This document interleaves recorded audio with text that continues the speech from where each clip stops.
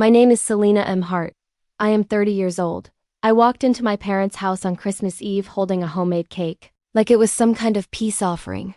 The air smelled like reheated ham and fake pine. The same tangled string of colored lights hung around the staircase, dustier and dimmer than I remembered. For a second, I let myself imagine a normal greeting. Someone smiling. Someone saying they were glad I came. Instead, my dad looked up from the couch, eyes already narrowed, and said, "Don't cause drama. Just leave it and go. No hello, no Merry Christmas." Just that. The words hit me with a feeling that made my stomach twist. I paused in the doorway. The cold still clung to my coat. The cake box in my hand started to feel heavier by the second. "It's just a cake," I said quietly. My voice sounded small even to me. "I thought I'd bring something." He didn't answer. He just turned back to the TV, remote in hand, pretending I'd already become background noise. Mom came in from the kitchen a moment later, wiping her hands on a dish towel. She glanced at the cake like it was annoying. "What's that?" "Cranberry spice," I said. "Mascarpone frosting. I made it from scratch." She let out a short, dry laugh that never reached her eyes. "You and your drama," she said, more to herself than to me. Then she took the cake from my hands without even really looking at me. She walked to the far corner of the living room where Max, their golden retriever, lay curled on his bed. She flipped open the lid and set the entire thing down on the floor. "At least he'll enjoy it," she said. Max sniffed the frosting once, then started licking it excitedly, his tail thumping against the wall. The cake I'd spent hours making candied orange peel. 3 layers, careful piping disappeared under a dog's tongue while my parents watched like it was the most normal thing in the world. I didn't argue. I didn't raise my voice. I didn't ask why they couldn't just put it on the table like every other normal family. I felt my throat tighten. I felt heat behind my eyes, but I refused to let the tears win. "Okay," I said. "I'll see you later." "Don't cause drama," Dad repeated without looking at me. "Just leave it and go." So I did. I walked out into the cold without zipping my coat. The air cut across my face like a slap, but at least it was honest. I sat in my car with my hands on the steering wheel, watching the faint glow of the Christmas lights through the front window. Max was a blurred shape in the corner, happily eating. The only thing I brought. I told myself this year might be different. That maybe if I showed up with something thoughtful, if I tried one more time, they might meet me halfway. But there it was again, the same message they'd been sending my whole life. "You're too much and never enough at the same time." I drove home. In silence. My phone buzzed a few times in my bag. Notifications, a holiday sale, a random group chat, but nothing from them. That night, I logged into my bank account. The joint one stared back at me from the screen. The account I'd opened 2 years ago when Dad lost part of his pension and they'd started falling behind on the mortgage. I remembered the way Mom's voice had cracked on the phone back then. How she'd said, "We just need a little help, honey. Just until we get on our feet." I was the one who suggested the joint account. Something simple. Something structured so I could transfer money easily when they needed it. They contributed for 4 months. Then they stopped. There was always a reason. A delayed payment. A medical bill. A car repair. I believed them every single time. The transaction history told a different story now. Property taxes. Homeowners insurance. Mortgage payments. The water heater repair last winter. A dozen little problems, all solved by quiet deposits from me. I'd been plugging leaks in a ship they'd already decided to abandon. The balance was $23,700. Money I had earned. Money I had put there. Money they were using like a bottomless well while feeding my cake to the dog. I stared at the number for a long time, waiting for guilt to rise up and stop me. It didn't. What rose instead was something colder, sharper, a kind of clarity that made my hands feel steady. I clicked transfer. I moved every cent into a private account in my name only. Then I removed their access to the joint one, closed it, and sat there in the dark with my laptop screen reflecting off the window. Not a cent of it was stolen. Not a cent of it was theirs. By morning, I was the villain. First came the missed calls. 8 from Mom, 5 from Dad. Then the text started. What did you do? Call us now. This is serious, Selena. I watched them pop up on my screen while I brushed my teeth, while I made coffee. While I pretended I could just go about my day. I didn't answer. Then Dad finally spelled it out. I'm filing a police report, he wrote. You've robbed your own parents. Few minutes later, Mom added her own message. I'm embarrassed to call you my daughter. She texted. Then, like a blade sliding between my ribs, she wrote, You always ruin everything. You were born dramatic. Born dramatic, like it was a defect. Like I'd come into the world pre-programmed to be a problem. That was the moment I knew this wasn't new. This was just another chapter in a story they'd been telling themselves and everyone else about me for years. Around noon, my phone buzzed with a different name. Emily. We need to talk. Call me. Emily was the middle sister. Forever neutral. The one who smoothed things over, translated our parents' cruelty into something softer, easier to swallow.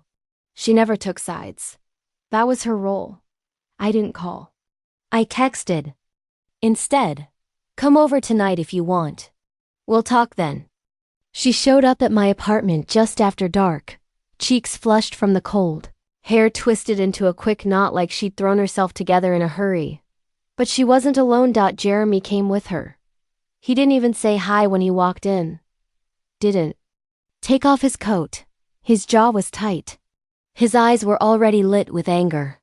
You stole their money, he said by way of greeting. I let the accusation hang in the air for a beat. I could feel my heart pounding, but my voice came out steady. Sit down, I said. Both of you.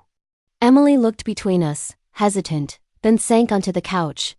Jeremy stayed standing for a moment, arms crossed, before dropping into the armchair like he was bracing for impact. I didn't start with his speech. I started with paper. I went to the side table, pulled out the folder I'd put together that afternoon, and set it on the coffee table. Bank statements, receipts, screenshots, copies of every bill I paid in the last 2 years. The electric bill. My mom had forgotten. The property tax notice that had surprised them. The invoice from Dad's dentist. All of it. I opened that account, I said. I funded it. They contributed for 4 months and then stopped.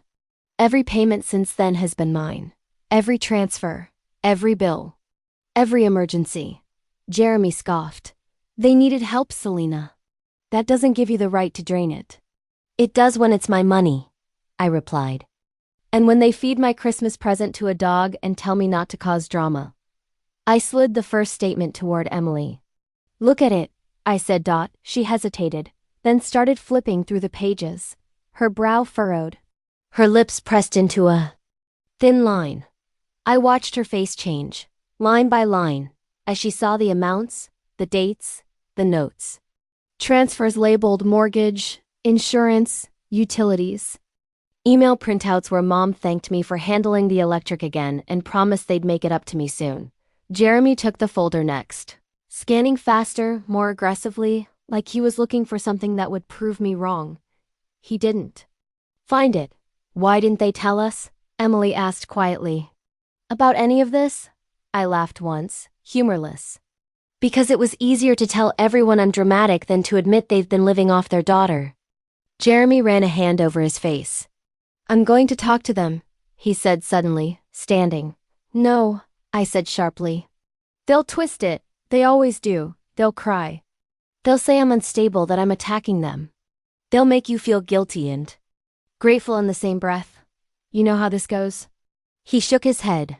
I need to hear their side. There is no side where the numbers magically change, I said. You see the statements. The account is mine. That money is mine. The only thing they contributed was the password. Emily stayed. Jeremy left. We sat on the couch that night with the lights off, watching the faint glow of the city through my window. The Christmas tree in the corner blinked on, and off a cheap pre-lit thing I'd bought on sale, but it felt more honest than anything in my parents' house. After a long stretch of silence, Emily spoke. Her voice was small, like she hated the words even as she said them. "I always thought you were exaggerating," she whispered. She didn't say more. She didn't have to. It was all there in her eyes. The shock. The guilt. The quiet horror of realizing she'd been standing on the wrong side of the line for years. By the next afternoon, I got the notification. The old group chat originally created to plan a beach trip years ago lit up for the first time in months. Jeremy wrote, "We're all meeting tomorrow. 4 p.m. Emily's house." A second later, Mom added, "About time. We need to stop pretending like Selena's behavior is okay." I stared at the screen for a long moment, feeling the familiar pull to defend myself, to explain, to argue. I imagined myself typing. What behavior? Wanting to be treated like a human being. Wanting not to be used? But I already knew how that would go. Every word I wrote would be twisted into proof that I was unstable, offensive, too emotional. So I closed the app. I didn't say anything at all. Instead, I picked up the folder again and slid it into my bag. If they wanted a meeting, I'd be there. But this time, I wouldn't be walking in empty-handed. I arrived 10 minutes early to Emily's house the next day and parked across the street. For a long moment, I didn't move. I just sat there, gripping the steering wheel, staring at the familiar front porch where we used to drink iced tea on warm evenings and watch neighborhood kids race past on scooters. Back then, it felt like a refuge. Now it felt like walking into a trial where the verdict had already been whispered behind closed doors. Across the street, a couple of kids zoomed by on their scooters, laughing, unaware. Life went on around me like nothing inside that house could possibly matter. But I knew better. This wasn't just a meeting. This was decades of family patterns about to be laid out on the table. And I had the sinking feeling no one would be honest except me. I took a deep breath, grabbed my folder from the passenger seat, and walked toward the house. Emily answered the door almost immediately. She looked nervous, like she'd been pacing. Her sweater sleeves were pushed up to her elbows. Her hair was pulled into a messy low bun. "You good?" she whispered. I nodded, even though the answer was no. "Let's just do this." The kitchen table was set like some kind of peace offering. Teapot in the center. Mismatched mugs. A plate of store-bought cookies. But the air felt tight, brittle. It wasn't a table for tea. It was a table for autopsies. Mom and Dad arrived together as always. They walked in like guests of honor. Mom with a bright, brittle smile.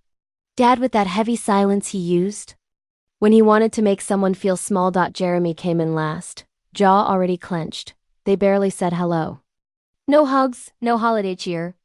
It was all business. Mom started before she was even fully seated. "You overreacted, Selena," she said with a tight smile. "The cake thing was a misunderstanding. A joke. You're always too sensitive. Too sensitive." That phrase again. A favorite of hers. She didn't stop there. She shifted smoothly into character assassination like she'd rehearsed it in the car. "You've always been dramatic. Easily offended. Things that aren't a big deal to anyone else set you off." Dad jumped in. "What you did with that account was criminal," he said sharply. "You had no right. You put us in danger." Jeremy leaned forward, arms crossed. "Do you realize the mess you caused? The mortgage is due next week. They're panicking. I let them talk. I let them stack their accusations like dominoes. I waited until the momentum ran out, until all three of them were staring at me with some combination of disappointment, anger, and self-righteousness. Then I reached into my bag, pulled out the folder, and set it in the middle of the table. "No speeches," I said. "Just look." Emily took it first. I watched her face shift as she flipped through page after page. Dates, amounts, transfers, emails. Where Mom thanked me for handling the electric again. Screenshots of text messages asking me to just front them a few hundred more. Payment confirmations. For dental work, property taxes, insurance. Emily didn't say anything, but her breath stuttered on the page showing the water heater repair. The one Mom swore she'd pay me back for next payday. Jeremy took the folder next. He flipped through faster. But I saw it the moment it hit him. He slowed. His eyes scanned more carefully. His jaw unclenched just slightly. Finally, Emily broke the silence. She looked at our mother and said, "Why didn't you put anything into this account?" Mom blinked, like she hadn't expected to be questioned. I don't remember. I thought it was for emergencies. Not a big deal. Emily didn't accept that. These are emergencies. Mortgage help, taxes, utilities, Dad's dental work. Why didn't you contribute anything? Mom bristled. I don't like your tone. Jeremy chimed in, turning to Dad. Why did you let her do all this alone? Dad shrugged, completely unfazed. She liked helping. Then he added, if she was upset, she should have said no. That was the moment right there that something inside me finally snapped. Not loudly, not dramatically. Just a clean, quiet break. They didn't feel guilty. They didn't even feel embarrassed. They felt entitled. Like everything I had given them was expected. Oh, like the problem wasn't their behavior. It was my displeasure at being treated like a walking ATM. We aren't here to attack you, Mom said, voice suddenly soft, manipulative. We just want to move forward. But you need to stop making everything so emotional. If she said the word emotional one more time, I was afraid I might laugh or scream or both. I leaned back in my chair. Do you realize how humiliating it was? I said quietly. You took the cake I made and fed it to the dog. You told me not to cause drama when I hadn't even opened my mouth.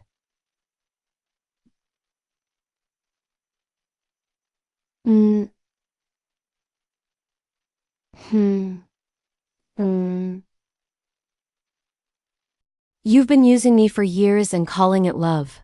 Mom rolled her eyes. Stop being dramatic. There it was again. I looked at Emily then.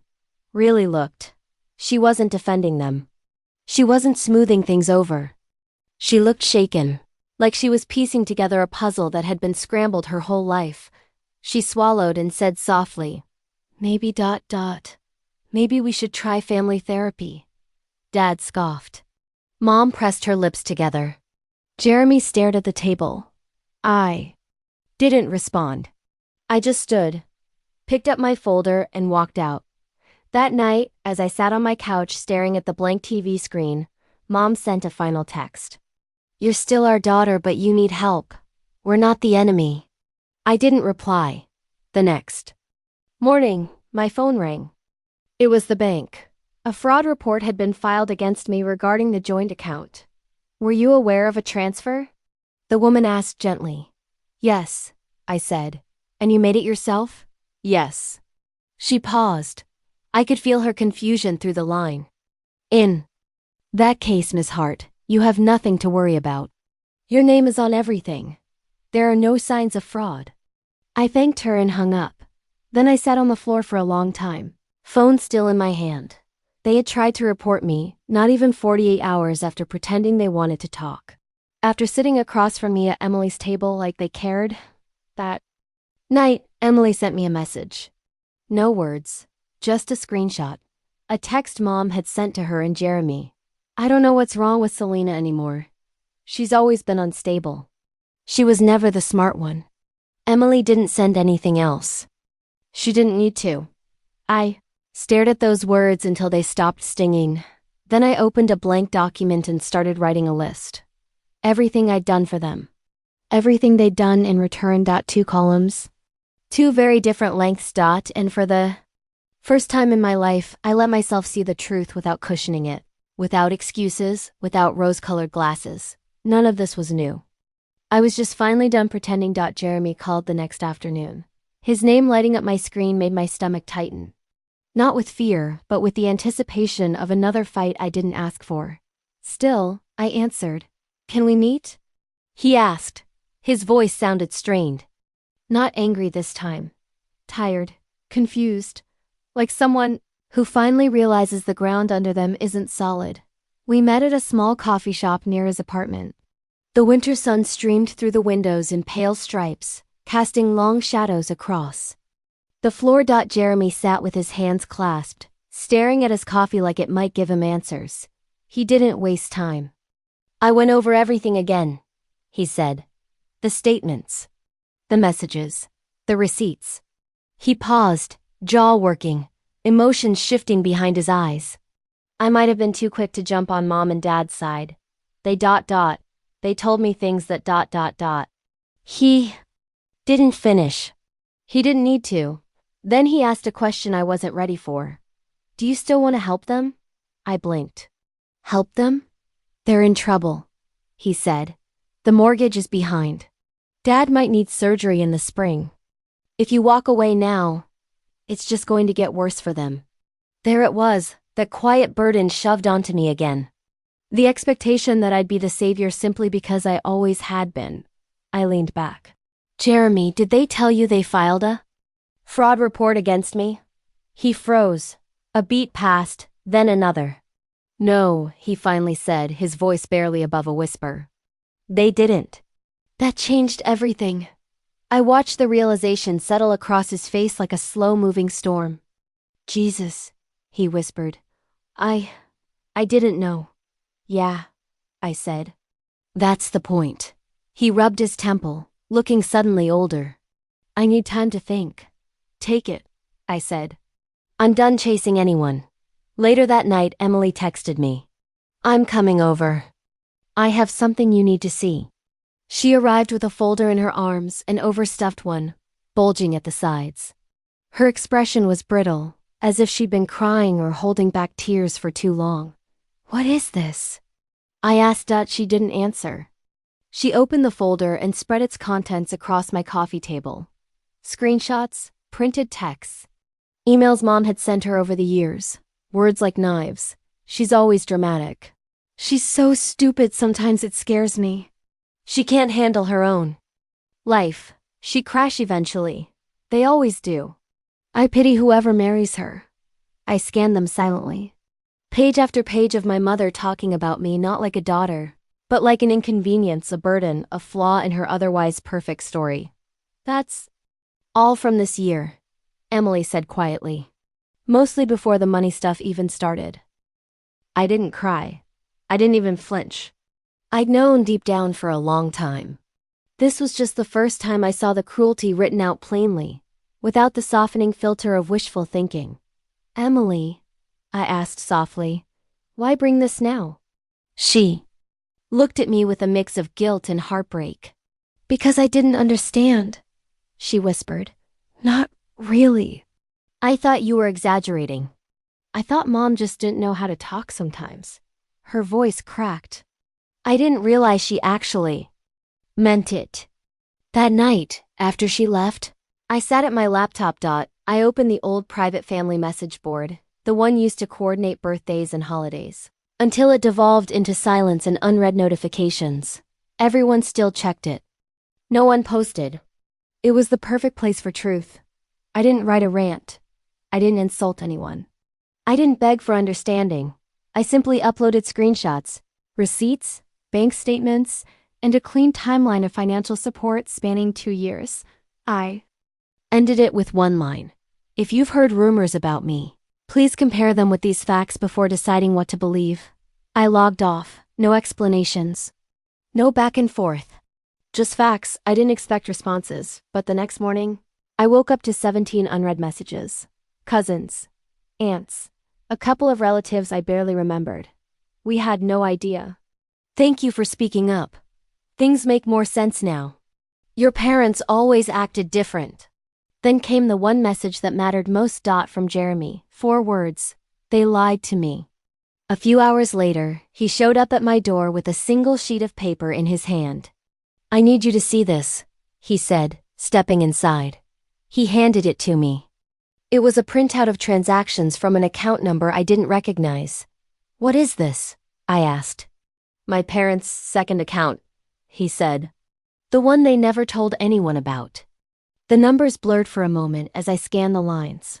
Over $14,000 deposited in the last 10 months. Social Security. A small inheritance. Money Jeremy had sent them for the mortgage. They hadn't been broke. They hadn't been drowning. They were stockpiling money, hoarding it, while asking me for help, crying about emergencies, and letting me drain myself to support them. Jeremy sank onto the couch. I thought the money I sent them was helping keep the house afloat, he said quietly. Turns out it went straight here. He pointed at the statement. They lied to you. They lied to me. They lied to everyone. We sat in silence for a long time. Neither of us knew what to say. Eventually he whispered, "We've been backing the wrong people for years." That hit harder than anything else. Because it wasn't just him. It was all of us. Emily. Even relatives who had quietly assumed. Mom and Dad were the victims in every story. The next few days passed strangely heavy, but also clear in a way I'd never experienced. Emily dug through old messages, forwarding ones that now read like evidence in a trial. Jeremy sent me screenshots of conversations with our parents. First denial. Then excuses. Then sudden accusations that we were ungrateful. On New Year's Day, I made one final update to the message board. No emotion. Just facts, dates, timelines, receipts. When I finished, I logged out and turned off my phone for 24 hours. When I turned it back on, there were even more messages, apologies, confessions, stories from cousins who had quietly experienced similar manipulation from my parents and never said anything. And then the one that shifted something deep inside me. A message from my mom's old friend Diane. "I'm not surprised. Your mom has called you her backup plan since you were in college."